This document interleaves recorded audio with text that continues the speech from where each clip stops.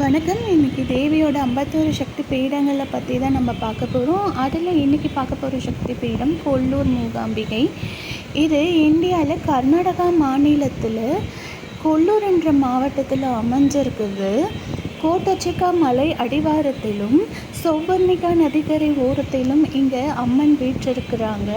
இங்கே அம்மனுடைய காது பகுதி விழுந்த இடமாக கருதப்படுது. இங்கே பார்த்திங்கன்னா மும்மூர்த்திகளையும் தேவி வலப்புறமாக கொண்டு இருக்கிறாங்க. பஞ்சலோக சிலையில் தேவி இங்கே நமக்கு காட்சி கொடுக்குறாங்க.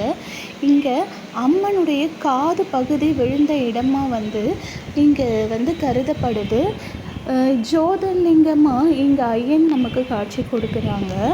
நாம் கொல்லூர் மூகாம்பிகையை வழிபடுவோம். வாழ்வில் அனைத்து வளங்களையும் பெறுவோம். வாழ்க வளமுடன், வாழ்க வையகம். நன்றி.